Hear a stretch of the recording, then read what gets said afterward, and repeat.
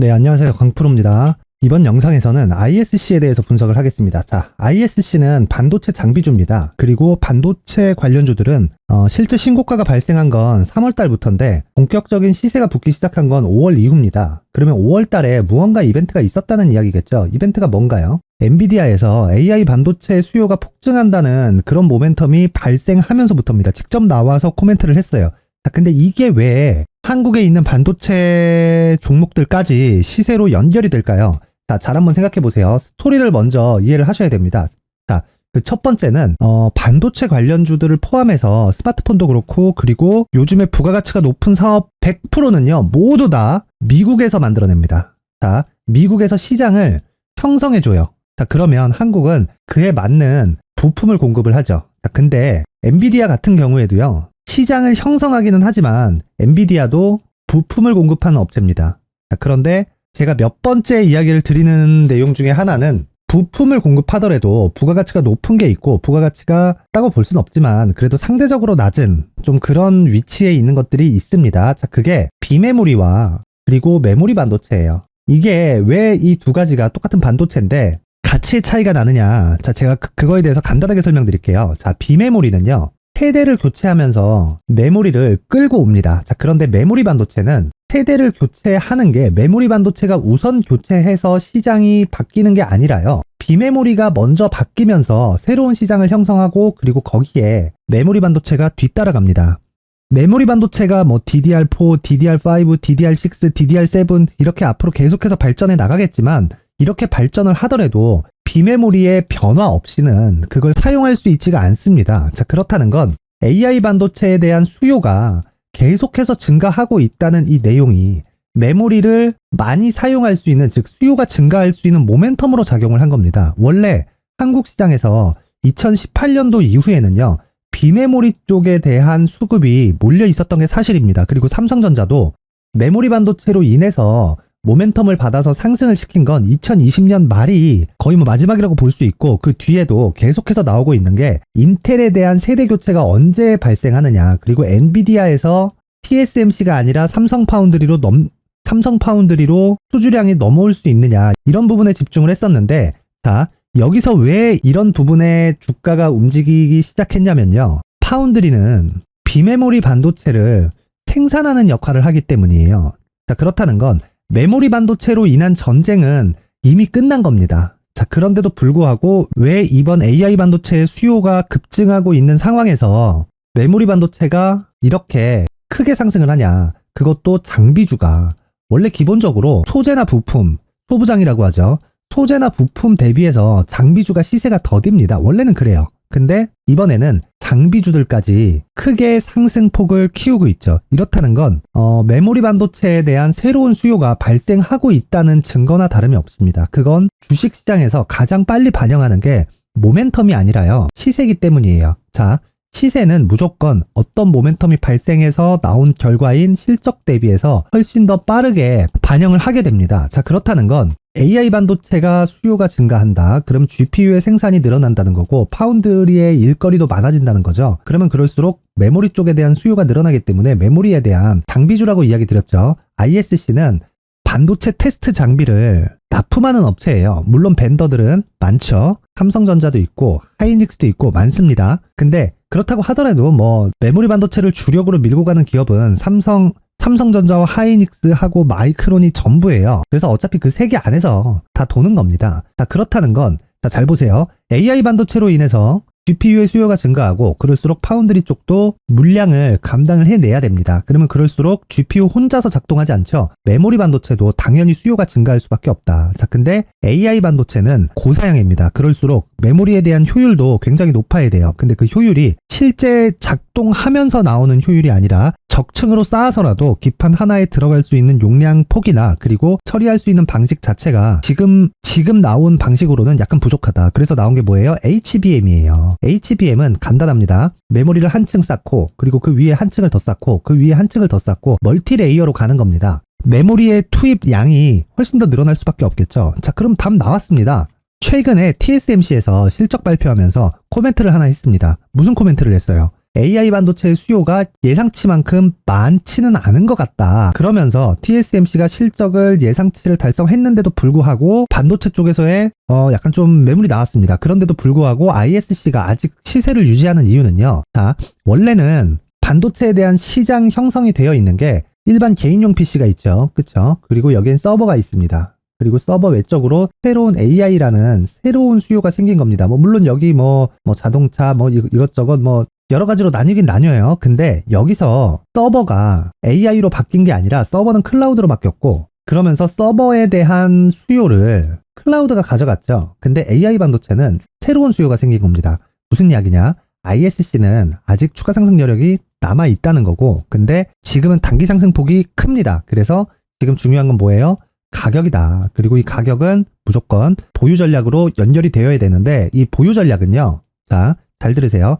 시세가 나오기 전에는 이런 큰 폭의 등락을 보입니다. 무슨 이야기냐? 본격적인 시세가 발생하기 전에는요. 주가를 크게 흔든다는 거예요. 그러면 투자자가 지켜야 될 건 뭐예요? 심리입니다. 투자 심리. 투자 심리가 흔들리는 상황이 온다면 주식시장에서 한두 번의 수익은 가능합니다. 운으로. 근데 장기적인 수익 모델은 절대로 만들 수가 없다. 자, 그러면 간단하게 답이 나왔습니다. 잘 기억하셔야 돼요. ISC는 새로운 메모리 반도체의 수요에 맞춰서 지금 성장하고 있고, 그 성장은 앞으로 나오게 될 건데 그 앞으로 나오는 성장을 지금 주가가 반영하고 있는 거다. 단기적으로는 이격도가 상당히 높은 편에 속하지만 여기서 지속적인 성장을 할 수 있는 그 토대가 미국에서 마련이 됐기 때문에 여기서 중요한 건 뭐라고요? 가격이고, 그리고 보유 전략이다. 보유 전략은 왜 필요해요? 투자 심리를 지키기 위해서다. 자, 그래서 제가 가격과 보유 전략을 준비를 해왔는데, 그 말씀을 드리기 전에 제 채널을 구독해 주시고 제 영상을 시청해 주시는 분들을 위해서 제가 ISC와 같은 신고가 구간에 활용할 수 있는 매매 기법과 그리고 신고가 구간에 활용할 수 있는 검색기를 준비를 했으니까 영상을 끝까지 시청하셔서 ISC에 대한 가격과 단기 보유 전략, 그리고 신고가 구간에 활용할 수 있는 기법과 검색기까지 모든 분들이 다 받아가셨으면 좋겠습니다. 영상 끝까지 시청하세요. 자, 제가 제 채널을 구독해주시고 시청해주시는 분들을 위해서 2023년 하반기에 대시세 종목을 준비를 했습니다. 자, 대시세 종목은 단타를 하기 어렵다거나, 그리고 실제로 단타로는 큰 수익이 나지 않습니다. 장기간 유지하기가 굉장히 어렵기 때문이에요. 그래서 어중간한 종목을 사고 팔고 해봐야 손절폭만 지속적으로 쌓이고요. 큰 돈이 되지 않을 가능성이 굉장히 높습니다. 결과적으로 주식시장에서 돈을 벌기 위해서는요. 어떤 계기를 만들어야 되는데, 그 계기는 한 종목에 비중을 제대로 실어서 확실하게 수익을 보는 그 방법 말고는 없습니다. 그 한 종목은요. 올해 같은 경우에는 에코프로였죠. 에코프로를 포함해서 제가 지금 말씀드리려는 대시세 종목에는 공통점이 3가지가 존재합니다. 세력들이 5년 이상 꾸준하게 매집을 진행하는 부분이 나와야 되고요. 상승을 시작했을 때 2개월간 상승 구간이 발생을 해야 됩니다. 2개월이라고 정확하게 발생이 안 될 수는 있지만 실제 시세가 시작한 이후에는요. 2개월, 아무리 길어도 4개월을 넘기면 시세가 유지 안 된다고 보시면 됩니다. 에코프로도 마찬가지였죠. 자, 에코프로가 8배가 상승하는데 얼마나 걸렸나요? 2달 반이 걸렸습니다. 여기에 확실한 재료와 상승 모멘텀이 있어야 되는 거죠. 에코프로도 확실한 모멘텀과 상승 재료가 있었는데 친환경, 그리고 친환경으로 가기 위한 도구라고 볼 수 있는 전기차입니다. 에코프로에서 만드는 양극재, 이 배터리 소재는 전기차에 들어가는 핵심 소재가 됩니다. 당연히 확실한 재료와 상승 모멘텀일 수밖에 없겠죠. 이 모든 부분이 다 수렴했을 때 에코프로처럼 2개월 만에 상승세가 8배가 발생을 한 겁니다. 이 조건들을 모두 수렴한 상태에서 2월 7일 날 강프로의 대시세 종목 에코프로 17만원 이하에서 매수가 들어갔고요. 목표가는 50만원 이상에서부터 자율적으로 매도 구간을 잡아드린 거죠. 예상 수익 범위가 200% 이상이라고 되어 있는데 200% 이상이라는 기준은요. 52주 신고가를 달성한 이후에 추가적으로 나올 수 있는 시세의 폭이나 평균치가 200% 이상이기 때문에 그렇습니다. 자, 그러면 2023년 하반기에는 이 섹터 내에서 어디에서 대시세 종목이 발생을 할까요? 한 가지 키워드가 필요한데 연관성입니다. 연관성이라는 건 올해 강세를 보였던 종목과 연관돼 있어야 돼요. 그 연관돼 있는 건 대시세 종목이었던 에코프로 2차전지죠. 여기서 친환경이라는 큰 목적을 달성하기 위해서는요. 신재생 에너지에 대한 부분이 반드시 들어가야 된다는 겁니다. 물론 다른 종목들도 있기는 있어요. 그런데 제약바이오 같은 경우엔 52주 신고가를 달성하기 위해서는 시간이 조금 더 필요하고요. 반도체 같은 경우에도 아직 삼성전자의 실적 회복까지는 시간이 조금 더 필요합니다. 그리고 4차 산업은 아직 조금 멀죠.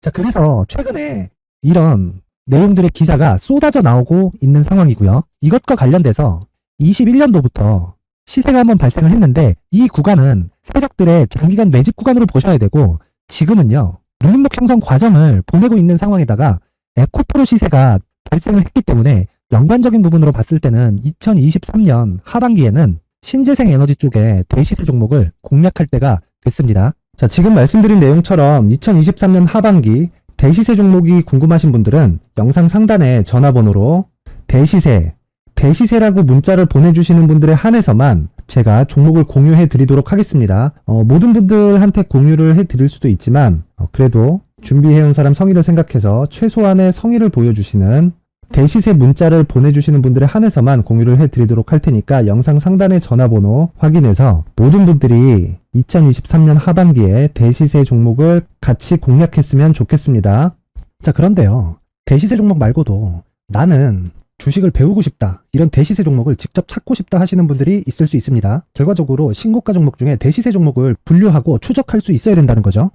그럼 이 추적을 어떤 종목을 위주로 해야 되냐, 어떤 신고가를 찾아야 되냐 궁금하실 수 있는데 제가 신고가 종목만 검색해서 추적할 수 있게 검색기를 만들어 놨습니다. 자, 시장이 4월부터 꺾였기 때문에 5월달에 어떤 종목이 나왔는지를 실제 검색을 해보겠습니다. 자, 여기 5월 1일 검색한 결과고 보유기간은 2주, 그리고 상승 종목 비율은 100%, 시장 대비 수익률은 코스피 14%, 코스닥 16.87%가 나왔습니다. 검색기에 포착돼서 추적해야 되는 종목은 유니온 머터리얼이고 기간 내 최고 수익률은 57%가 나왔습니다. 그리고 보유기간으로 잡았었던 2주 동안의 수익률은 13%가 나왔습니다. 상세한 내용이 나오죠. 여기서 중요하게 보셔야 될 건 상승 종목 비율도 아니고 몇 종목이 나왔는지도 아닙니다. 우리는 신고가 종목을 매매를 해야 된다는 것이고요. 그리고 신고가 이후에 발생하는 시세 이파를 반드시 공략을 해야 된다는 겁니다. 그리고 무엇보다 중요한 건 시장 대비 수익률이 더 높아야 된다는 거죠. 자, 시장 대비 수익률이 만약에 떨어진다면 또는 시장 대비 수익률만큼만 강세를 보인다면 무슨 일이 발생하느냐? 시장이 하락할 때는요. 상승 종목을 찾지 못하는 겁니다. 그래서 신고가 종목을 매매를 해야 된다는 거고 그 결과로 5월 1일 날 수익이 유니온 머터리얼 기간 내 최고 수익률이 57%가 나온 거죠. 그 다음 5월 8일 날입니다. 5월 8일 보이시죠? 보유기간 2주 찍혀 있고 상승 종목 비율은 71%인데 이건 그렇게 중요한 게 아닙니다. 더 중요한 건 코스피 대비해서 9%, 그리고 코스닥 대비해서는 10%입니다. 이렇게 높게 잡힌 건요. 코스닥이 하락했다는 거고 코스닥이 하락했을 때는 에코프로가 포함되어 있기 때문입니다. 그리고 강세를 보인 종목들을 보면요. 아진산업 시세 1파를 형성한 이후에 2파 시세가 크게 발생을 했고요. 그 다음 루닛은 시세 1파를 형성한 이후에 2파 시세가 크게 발생했고 강세를 보이는 종목입니다. 그리고 뭐 대원강업도 당연히 보이시죠 여기? 시세 1파 형성하고 2파 시세가 그대로 나옵니다. 의미하는 바는 단 하나입니다. 신고가를 만들어내는 건 돈이기 때문이에요. 우리가 주식 투자를 하면서 믿어야 될 건 돈 말고는 없습니다. 반드시 기억하셔야 돼요. 그리고 5월 15일 날에는 시장 대비 수익률과 거의 비슷합니다. 무슨 일이 벌어졌을까요? 에코프로가 반등이 나온 겁니다. 근데 에코프로 같은 경우엔 신고가 종목이긴 하지만 너무 크게 올랐죠. 너무 많이 오른 종목이 지속적으로 포착이 된다면 헷갈릴 수밖에 없어요. 그런 부분을 다 제외했다고 보시면 되고요. 그럼에도 제너셈, JVM, 한국조선해양, 그리고 휴메딕스, 최근에 바이오나 미용 의료기기 쪽이 굉장히 강세를 보이고 있습니다. 클래시스도 보이는데 클래시스도 지금까지도 강세를 보이는 종목이고 인성정보는 최근에 초강세를 보이고 있죠. 그 다음은 5월 22일입니다. 자, 여기도 마찬가지입니다. 시장 대비 수익률이 3%대로 높아요. 그리고 실리콘2 화장품이죠. 한국전자금융은 제가 이번 주에 매수한 종목입니다. 그리고 두올도 강세를 보였죠. 23%. 그리고 인성정보 전주에 포착이 돼서 지속적으로 추적했다면 인성정보를 매수를 해야겠죠. 당연히. 그리고 에코바이오 17%. 그리고 잉글우드랩 이 부분은 제가 다른 영상에서 지속적으로 강조를 한 종목입니다. 여기서는 모멘텀에 대한 이야기가 나오는데 최근에 강세를 보이는 화장품 종목은 조건이 단 하나입니다. 미국향 매출이 발생하는지에 대한 여부예요. 잉글우드랩과 코스메카 코리아 같은 종목이죠. 잉글우드랩은 코스메카 코리아의 자회사입니다. 이런 부분이 파악이 되어 있어야 시장에서 고가에 물릴 일이 없는 겁니다. 자, 그리고 다음 29일 상승 종목 비율이 88%인데 기간이 아직 안 돼서 기간 초과가 떴습니다.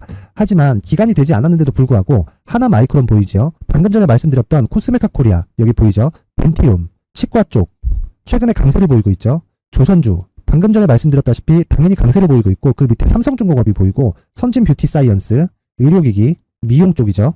이런 부분을 모두 다 검색을 할 수 있는 겁니다.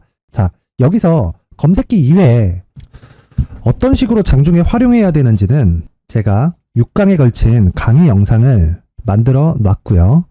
자, 지금은 비공개 처리를 해놨지만 구독자 인증만으로 영상을 확인할 수 있게 링크를 보내드립니다. 구독자 인증은 당연히 무료고요. 구독자 인증 방법은 영상 상단에 전화번호로 문자 3이라고만 보내면 제가 구독자 인증을 해드리고요. 구독자 인증이 되면 말씀드렸던 영상을 볼 수 있는 링크와 검색기에 대한 로직을 함께 보내드립니다. 자, 그런데 정말 중요한 건 시장에서 강세를 보일 수 있는 종목 모두는요, 신고가 달성 이후라는 겁니다. 신고가에 대한 이해가 없다면 단타나 장타 모두 쓸데없이 보유기간을 보낼 수밖에 없습니다.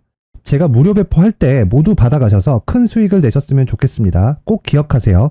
신고가 말고는 주식 투자에서 빠르고 안전하게 수익을 낼 수 있는 방법은 절대 없고요. 신고가가 강하다고만 알고 있다고 해서 수익이 절대 나지 않습니다. 활용할 수 있는 방법을 알아야 시장에서 수익을 볼 수 있고 레인보우 로보틱스 같은 종목을 받아볼 수 있다. 구독자 여러분들이 모두 구독자 인증을 받으셔서 모든 분들이 검색기에 대한 로직과 강의 영상을 보고 수익 나는 매매를 하셨으면 참 좋겠습니다. 네, 다시 ISC로 돌아와서 보면요. 결과적으로 ISC도 그렇고 그리고 ISC의 시세를 만들어내는 삼성전자도 그렇고요. 그리고 삼성전자의 시세를 만들어내는 엔비디아도 그렇습니다. 모두 다 시세가 시작하는 그 신호탄은 신고가 이후입니다. ISC는 지금 어때요? 신고가 이후에 시세를 내고 있어요. 자, 그렇다는 건 지금 바로 따라붙어서 수익을 보려고 붙으면 뭐가 생기겠어요? 이 격도에서 내가 버틸 수 없는 상황이 생길 수도 있습니다. 그렇기 때문에 지금 가장 중요한 건 반도체에 대한 이해를 최소한을 해야 돼요. 최소한을. 자, 그 최소한은 제가 간단하게 다시 말씀드릴게요. AI 반도체는 새로운 수요입니다. 그래서 지금 당장의 보급률이 예상치보다 하회하더라도 성장하는 건 100%의 확률입니다. 2차 전지와 같아요. 왜? AI에 대한 새로운 수요이기 때문이에요. 이건 기존에 있던 수요가 AI 수요로 교체되는 게 아닙니다. 그거하고는 완전히 달라요. 기존의 서버는 클라우드로 교체되면서 서버 수요가 없어졌어요. 근데 클라우드로 교체되면서 클라우드 수요가 훨씬 더 조금 더 광범위하고 많은 양을 필요로 하게 됐죠. 근데 물론 서버가 아예 없어진 건 아니지만 기본적으로 클라우드로 대체되면서 조금 기존에 있었던 서버 수요는 좀 많이 줄어든 경향이 있다. 근데 AI 수요는 새로운 수요입니다. 새로운 수요. 새로운 수요가 발생했다는 건 실제 그 수요가 단기적으로 조금 예상치를 하회한다고 하더라도 성장하는 데에는, 즉 산업 자체가 성장하는 데는 그냥 기정사실화 되어 있는 겁니다. 자, 그러면 지금 아무리 이런 내용을 갖추고 있다고 하더라도 이격을 무시하고 너무 단타를 지향하면서 매매를 하기에는 단기적으로 심리를 유지하기가 너무 어렵습니다. 자, 그래서 지금 ISC는 이런 성장에 대한 의문을 품고 이런 것에 공부를 하면서 쓸데없는 시간을 보낼 게 아니라 지금 ISC를 보고 기술적으로 눌림목 구간이 어디까지 형성될 수 있는지, 그게 첫 번째고, 그리고 눌림목 구간에 내가 눌림목 구간별로 가격대를 디테일하게 잡아서 이 디테일하게 잡은 가격대에 내가 할 수 있는 가용자금 대비해서 몇 프로의 물량을 내가 지속적으로 투입을 해야 ISC를 내가 원하는 구간에 매도하면서 스트레스를 받지 않고 수익 모델을 완성할 수 있느냐, 이게 지금은 가장 중요한 겁니다. 자, 그래서 이 내용이 완성이 되면 당연히 말씀드렸죠. 보유 전략으로 연결이 되어야 된다고. 이 보유 전략의 핵심은 뭐예요? 단기 보유 전략이어야 됩니다. 왜? 내가 보유 기간을 설정해야 되기 때문입니다. 자, 그런 건 왜 그래요? 투자할 때 가장 중요한